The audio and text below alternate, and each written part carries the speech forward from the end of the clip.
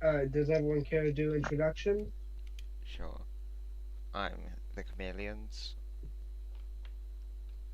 I am Dino Blaze. And I am Stubong.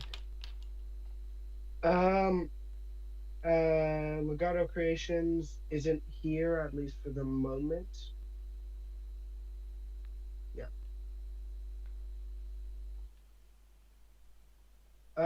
So should we start off with the weekly creature relevant to the religion segment? Sure. All right, so this week we have the Irritator Challengeri, which is a Spinosaur dinosaur that lived 113 to 110 million years ago. Um, which is in the early Cretaceous, and it lived in Brazil. So, it was described in 1996, and it is known from a partial skull, and I forgot what other parts of it. It's mainly the skull, which is interesting because apparently a 2023 study uh, showed that it could unhinge its jaw, and some interpretations of this take the Hypodonticron Spinosaurus approach, which is just it splits outward and then you have the jaw. But more realistically, it had a pouch like a pelican. It is estimated to be 6 and 8 meters long, or 20 and 26 feet in length, and weighed about 1 ton, 1 metric ton. Um, it has a crest like a lot of spinosaurs. Um, it was originally mistaken for a pterosaur and then later a Maniraptorian. But in 1996, it was identified as a theropod. It is shown that Irritator had a generalist diet similar to that of crocodilians today. They probably mainly preyed on fish and other small prey animals, though fossil evidence actually does suggest that an individual ate a pterosaur Ooh, or wow. was scavenging off of it. They probably had semi-aquatic habits, and they lived in a tropical environment with coastal lagoons surrounded by dry regions. Um, there's, it was synonymized with. Oh no, wait, sorry. Um, there was this other Spinosaur that lived at a time, and the exact same that was found in, called Angaturama lime, which was later synonymized with Irritator challengeri. Um, like I said, it had we think it has length from 6 meters to 7 meters to 8 meters. Some papers place it at 10 meters, so 33 feet. It was it is known from the Rom- Romualdo Formation, from the Albian stage of the early Cretaceous. During that time, the Southern Atlantic was opening, forming the series of circumatlantic basins of southern Brazil and southwest Africa. But the northeastern part of Brazil and West Africa were still connected. Huh, neat. Um, yeah. Um, oh, the environment that Irritator lived in was actually dominated by pterosaurs, which include Anhanguera, Arapidactylus, Arapaeosaurus, Brasiliodactylus, Cirrodactylus, Columbranchus, Santanodactylus, Tabajara, Thalassodromius, Tupuixara, Barbosaunia, Marodactylus, Tropeognathus, and Unwindia. Dang. Um, there were some other dinosaurs known from this formation, which include the Tyrannosaurid Santanoraptor, the Compsognathid, Myristia, an indeterminate Unenlogine dromaeosaurid, and a Megaraptoran. There were also crocodile forms like Arapisuchus and Caririsuchus, as well as turtles like Brasilemes, Sciuricheles, Arapimes, and Euryxemes. Oh, and Santanacheles.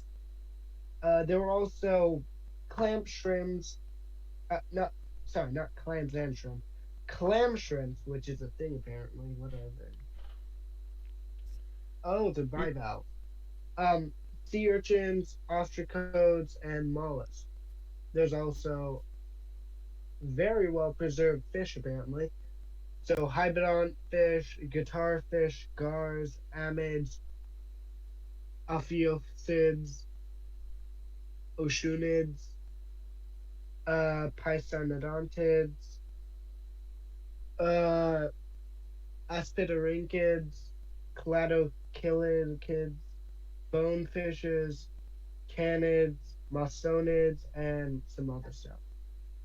But yeah, pretty interesting. Pretty interesting uh, dinosaur. In fact, as I mentioned, with it being able to eat pterosaurs, there's this one display at a museum. Uh, Which it's the National Museum of Rio de Janeiro. I sent an one? image of the display in the chat, which is pretty cool. Oh, nice. But Alright. yeah, pretty interesting theropod. And for the paper that we're gonna go, oh yeah, and I forgot. It's relevant to the religion because all Spinosaurids are angels. Simple as that. But the paper that we're going over, I mean, this one just fits completely. It's on Irritator,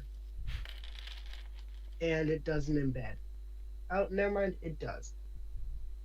But if I remember correctly, this is on the mouth of Irritator. It is a very long paper. Um, Yeah. I'll just read the abstract. Although originally described almost 3 decades ago, the holotype of Irritator challengieri from the Lower Cretaceous Romualdo Formation of Brazil still represents the most complete Spinosaurid skull known to science. Here we present a detailed description of the skull of the Irritator based on digital reconstructions from medical and microcomputed tomography data. Uh, Segmentation reveals the near complete palatal complex and face and unusual morphology of the retroarticular process, a large ventrally inclined syringular shelf, and the tooth replacement pattern. The digitally reconstructed skull anatomy indicates a robust dentition, a field of binocular vision in the front of the skull, with an inclined snout orientation, a relatively weak but fast bite, as well as lateral spreading and rotating lower jaw rami during jaw opening. That's what I was talking about. Um, we modified an existing phylogenetic matrix of Tedonurae to account for new observations on the morphology of Irritator and analyzed this using parsimony and Bayesian methods. Results support Spinosauridae as members of Megalosauridae and recover monophyletic Carnosauria, uh, which is Megalosauroidea and Alosauroidea.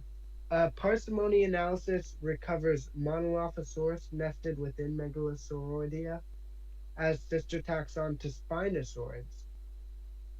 That doesn't seem right. But this is not supported by the Bayesian.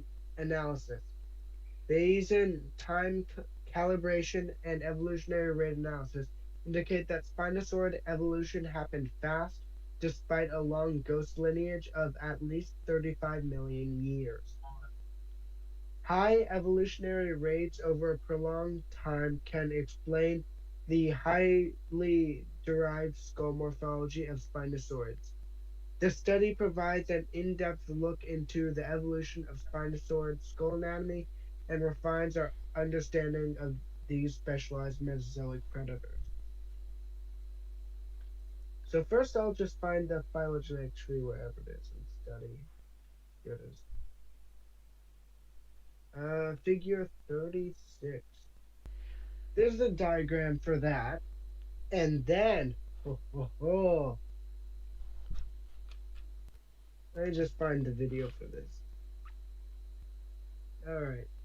Then we got this video right here. This Hmm? is just so cool. Just the video has the what the simulation of the irritator's skull opening, what that looks like, and it is so cool. Like the lateral view, nothing looks out of the ordinary, and then you get the front view. I'm gonna leave now. See ya. Okay, Yep. so but that's funny. It spreads out Yeah. a lot. It again, some people go the hypodonocrin Spinosaurus route, and say that it opened like this. Can say that it looked like this when the jaw was open, but realistically, it would have formed more like a pelican. Yeah.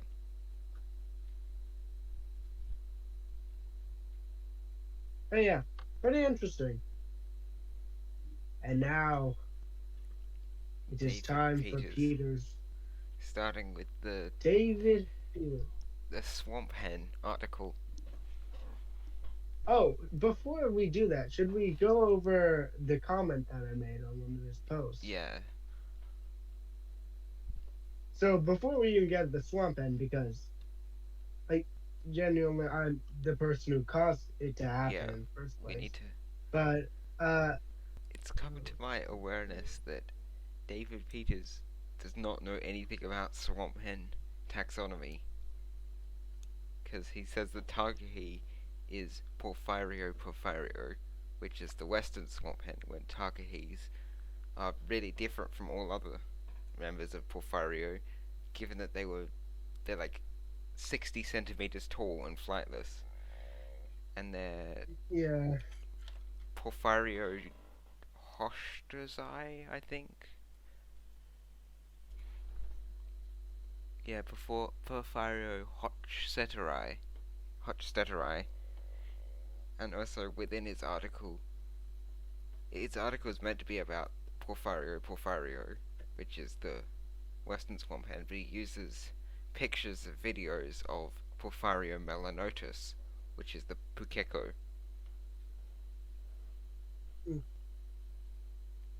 but basically, what happened was on on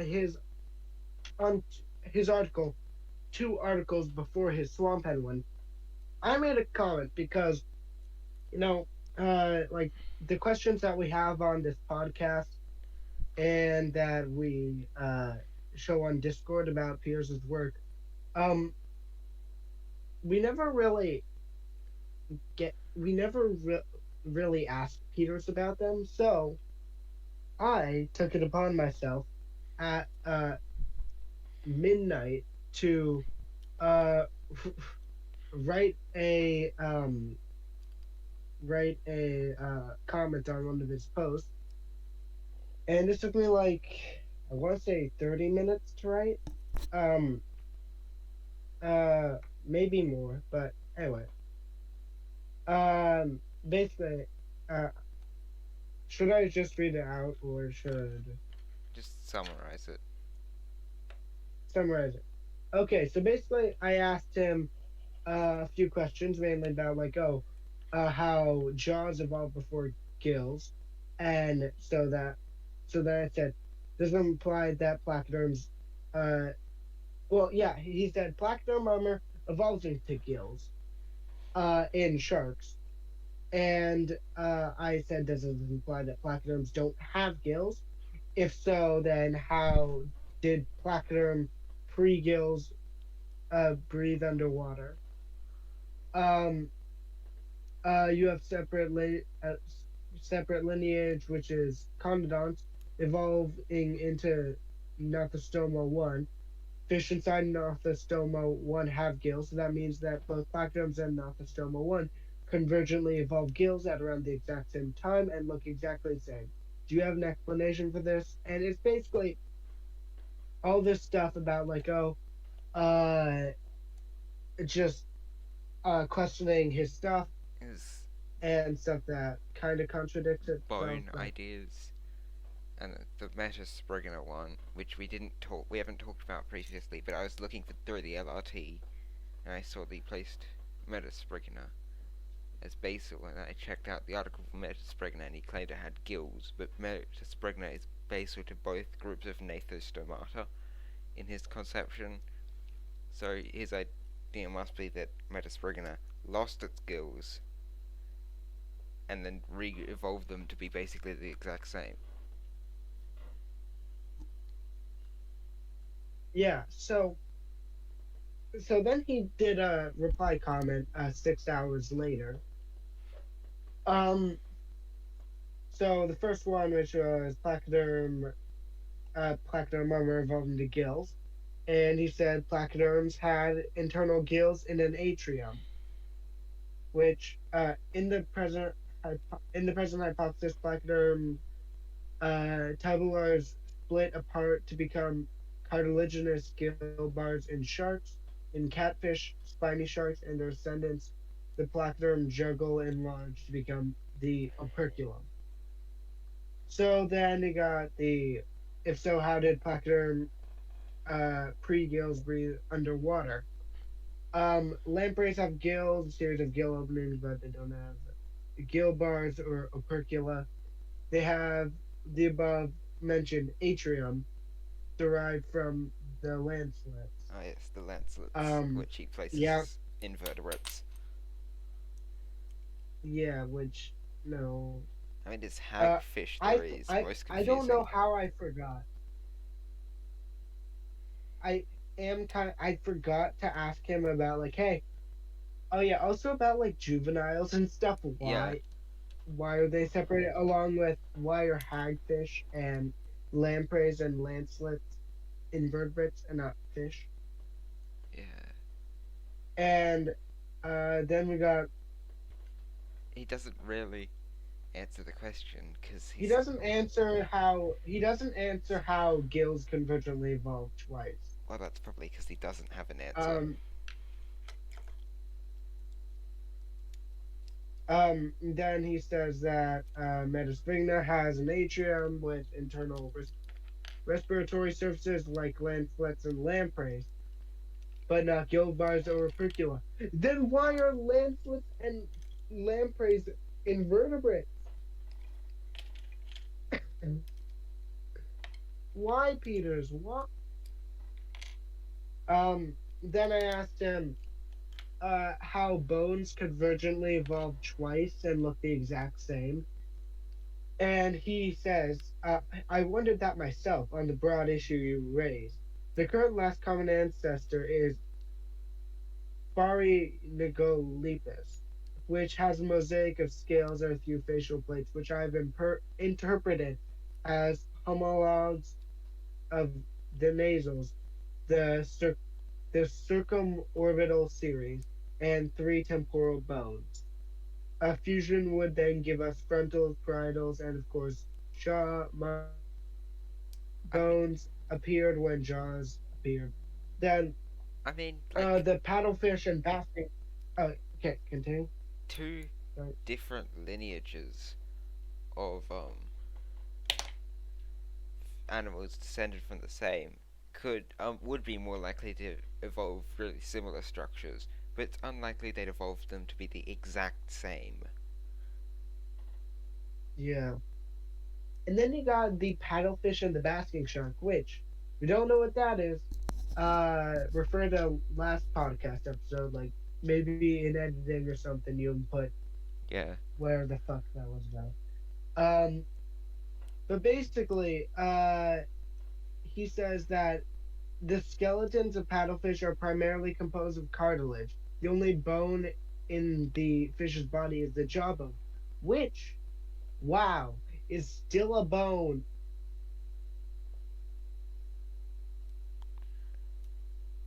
It, it's still a bone. That yeah, means bones originally evolved 3 times. And then the final question was on the evolution of jaws, how it again convergently evolved twice in Nothostoma 1 and Nothostoma 2. And he basically says, I wondered that myself. So he doesn't have an answer for that. So yeah, and then you also requested he do an article about the Takahi the, for me. and he says, I have the data for the Takahahi. Forio. That's not right. Yeah, that's the western swamp hen, which it's not even the pukeko, which is also found in New Zealand alongside the Takahi. The western swamp hen is known from Europe and North Africa. And then the Takahi is from New It's Zealand, only right? found in New Zealand. And now we move on to his article on Le Swamp Hen. Yeah, which he claims that swamp hens are relate. Their closest relative is the turkey, and that both of those are descended from the helmeted guinea fowl.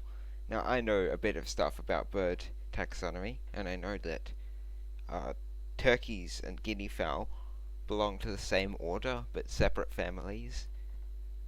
Turkeys belong to the same family as peacocks and chickens and quails, whereas helmeted guinea fowl belong to the guinea fowl family. But rails belong to a completely different group. The uh, turkeys and guinea fowls and their relatives are one of the more basal groups of birds. They belong to the second most basal group of bird, other than ratites, whereas uh, swamp hens and other rails are belong to the same order as cranes. They belong Yeah, to the gruiforms. just in general, bird taxonomy kind of confuses me at times Yeah, because like, I'm gonna show you two birds. These are the kagu, right? And then the other one is the sunbittern, which, do not be fooled, is not a bittern. yeah, But so one of them is from New Caledonia, the other one's from Brazil. Compare yeah. these two. How closely related do you think these two are? I know. Well, I know about it. I know that the closest relatives are each other. Yeah, like they're in the same Order, I think it they're is. in the same or they're in the same order, Yeah. and they're the only two species in the order. Well, it's possible that the extinct adsbills from New Zealand are in that same order, but they might also because they fill the same niche as the cargo, but uh, genetic studies are inconclusive. and they don't know Also, whether I'm confused. Adsvilles are related to the Kagu or they just are convergently evolved to be similar. Yeah, but I'm also confused on why uh your Yuri Pigimor Yuri Yuri Pygiforms is an order. I feel like it probably should be a clade because it contains two families. Yeah. Well, I think it might be based on Usually orders contains clade, yeah, well, it but might be based on like the genetic leveling, and also birds. fair. Uh, their taxonomy is a lot older than dinosaurs. Dinosaur taxonomy contains a lot of different clades because their grouping is weird, whereas I'm most confused on how Theropoda and Ornithia and Sauropoda are all clades. yeah. I think it's They're because all clades. Aves isn't established. Or Whatever it is, class.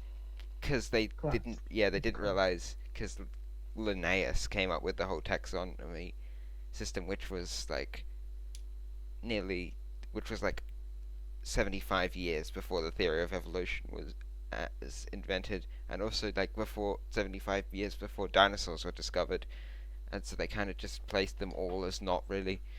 They placed them all kind of, I think, yeah, because they didn't believe evolution, so they thought that basically God had created each of these separate groups with that were like related, but they hadn't didn't have common ancestry because there was no ancestry, and so they placed Aves as a class, and then because that's now within Dinosauria, that all of the different levels in Dinosauria are all fucked up because of that.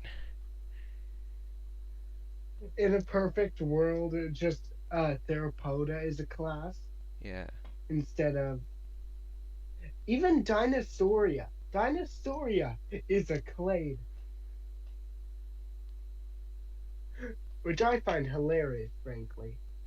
Yeah, taxonomy is strange. and the closest relatives of the Kagu and Sunbitten are the tropic birds, Huh.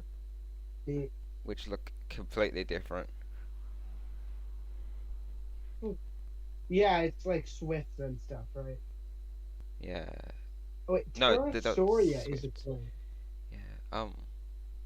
But then They're Peter's. not swifts? No, swifts aren't in tropic birds. Tropic birds, they kind of look Oh, a little bit like gulls. They look like or like terns. They're like really small tern-looking things with really long tails. They have like these hmm. two long tail feathers that extend out. But back to the article. Uh, Yeah, back to the article. Uh, Basically, he claims that the swamp hens are tropical, which is not true because the Pukeko and Takahi both live in New Zealand, which is quite cold, and Takahis specifically live in mountainous areas of New Zealand. And he claims it's not a rail because it has a different beak shape. you wanna know what just happened right now? What? As we just started recording, Peter's made a new article. As as we start. But anyway, oh yeah, I forgot. Like after February 1st, he's been having technical difficulties. So he didn't make posts January 30th, January 31st, and also didn't make no, yeah, those are the times because he couldn't access his photos. And in the Jurassic Junction, which is the Dino Diego Discord server, we have made jokes that uh, Spinofaarism just came in and just gave them technical difficulties. Yeah. But anyway, so his article after that was back to fish. Fish. Why do I have He's got 400 different? Oh, more oh no. articles on the origin of Jaws.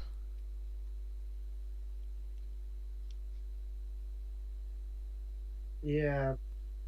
I mean, do we even really need to go over those since we kind of Yeah, already we did covered them? segment So on the we card. already covered Dicostius. Um. Oh yeah. Also, just wanted to mention, we're not going to cover fossil genesis today, but just saying, Darren Parker's back. Yeah, he went on break for a while.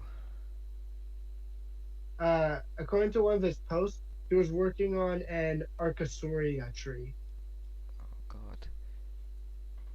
which, hmm, that's pain to look at because, like, we're not going to go into this now, but uh, in short, all of Archosaur taxonomy is screwed up. Yeah, Mm. that's the best way I can put it. Basically, Wait, his next one is talking about ty- tycho tyctodontid fish, which are a type of placoderms, and he talks about the his original theory was that they had like parrot-like beaks, but then it's changed it, and now none of them have beaks like that.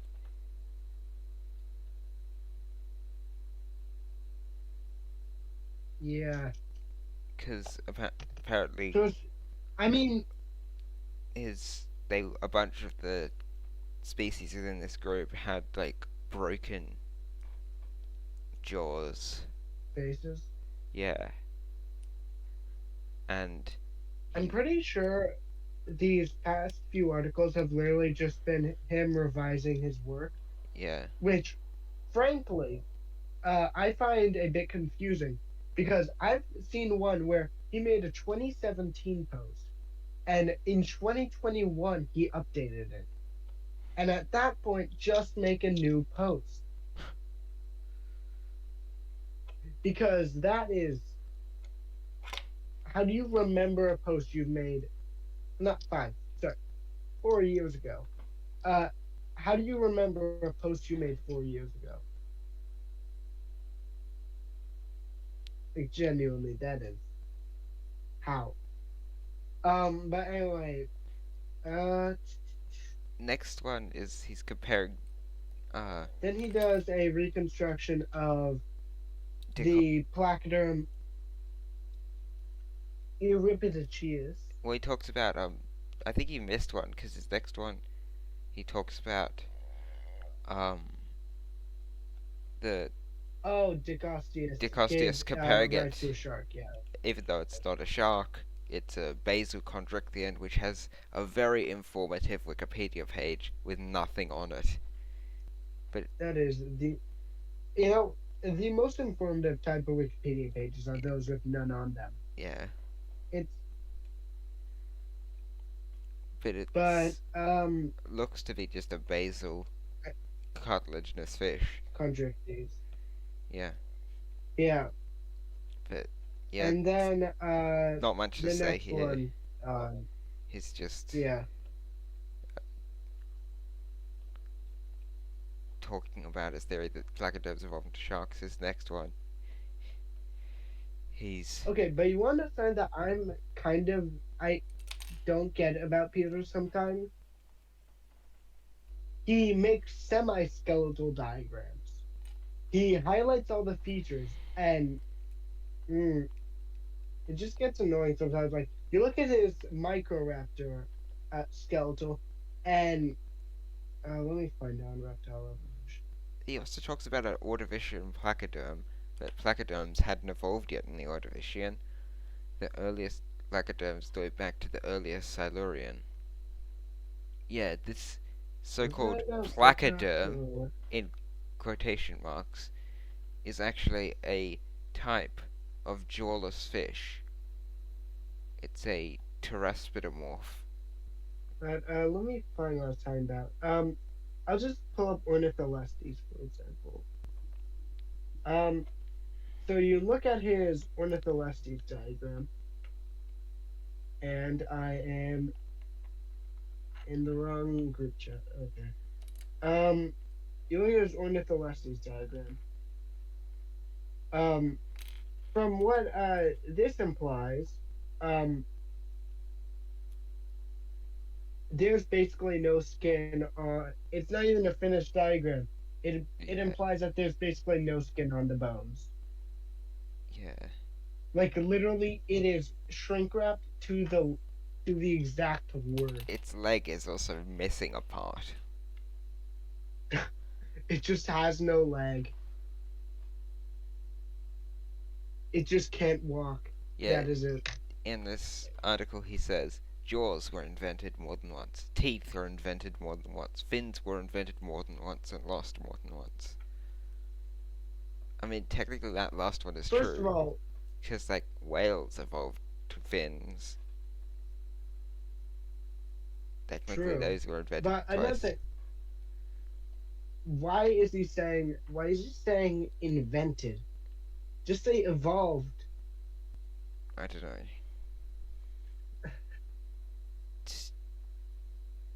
Just another. But just He confusing updates word choice. Hamiltonic these,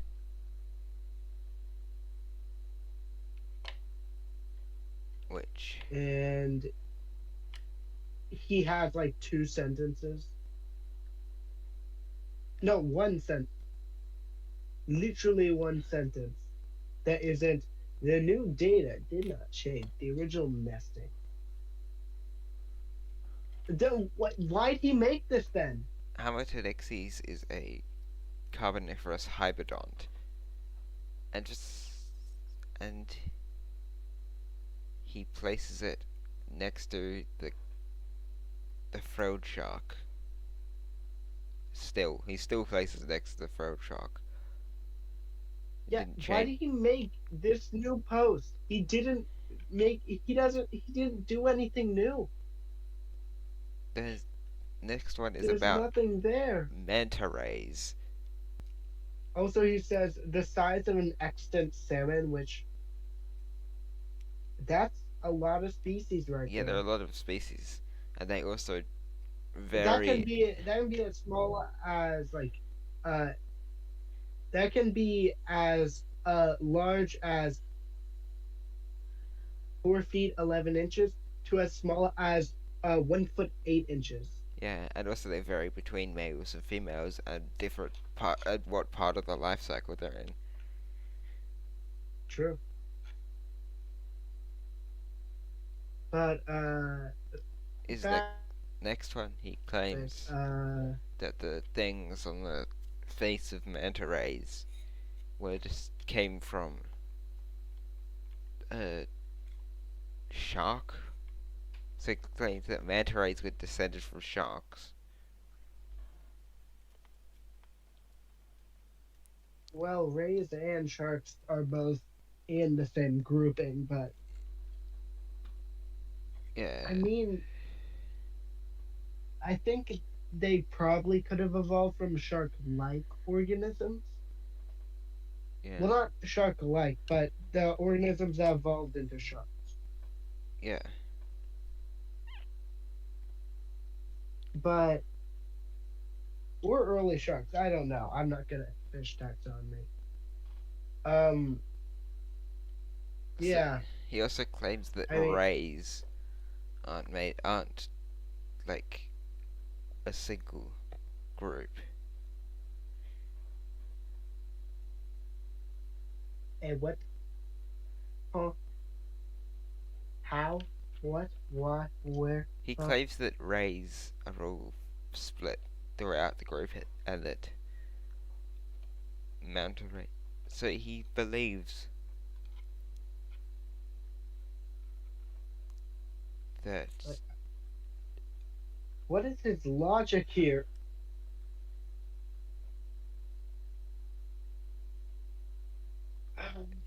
Yeah, kite Peters confuses me. Kitefin sharks, which are a Then relative his next, of the cookie cutter sharks. He claims that I they hate cookie cutter sharks. are the ancestors of whale not whale sharks, manta rays. What? He claims that relatives of cookie cutter sharks are the ancestors of manta rays. That does not seem right. Yeah, moving on. Then we have his technical difficulties post. Yeah, Okay, and then we have his post on alien acanthus. yeah. Um,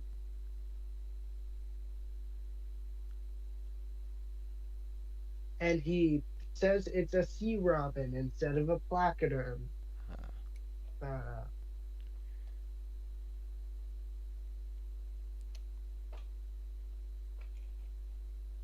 I don't oh, know. fun fact: there was a time that David Peters tried to change the Chehalopters page on Wikipedia. Yeah, I knew about Like that. there was one time he actually tried to do it. It was funny. So he apparently places Trichomicterus, which is a type of catfish. He places it next to the vampire catfish, Hmm, what? which Oh, this is hilarious. they both You know how he says that? they What is saying? uh oh, the vampire catfish is the most well-known type of candiru or penis fish. I don't know why what he's doing because these two Okay, belong to the same family in real life anyway. but can So back to the alien acanthus thing. Yeah, Alien acanthus originated 371 million years ago. He claims it's a sea robin, which originated 48 million years ago in the Eocene. This is that's the time gap of all time. yeah. That's over 300 million years. That makes like his placoderm to catfish thing look He's st- small. he's still got technical difficulties, which Yeah. makes his articles Spi- really annoying. Spinofaarism. His article, Spinofaarism is doing a good job. but yeah, the technical difficulties make his articles more annoying to go over. So his next one's about a non-fish. I'm sorry. I'm just looking at something here. It says, "Don't borrow cladograms. That involves trust. Trust equals faith, not science." Honestly, that's something I would probably hear a younger creationist say. Yeah, That you're trusting the evolution stuff. But I'm Peter's. What are you on about? What do you mean? Don't borrow cladograms? Huh? What? Yeah, I don't know what he means by that. That's like saying, "Oh, hey, did you get that?" That's like saying, like, "Oh, I found this new specimen. I'm excavating this new specimen." They send a photo of it, and then like, no, that can't be it. That's based on trust.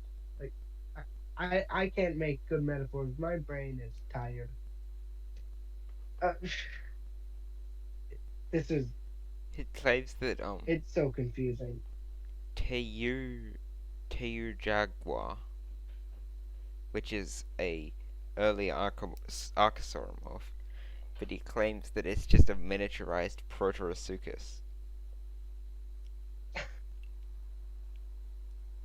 Okay, buddy. Uh, yeah, Peters has strange work, Yeah, and that's but I do want him to publish a book. Like, genuinely, he's done it in the past, he can do it again. yeah, But, well, I mean, that's all of Peters' work for the, last, like, what, week or two? yeah, 2 weeks. Um, anyway, let's see here. What do we want to do the final segment on? I mean, do we want to do a final segment? Because I have stuff I need to get to. Um, sure, we make this a shorter video. Yeah, Well, not video podcast, but yeah, you get the point.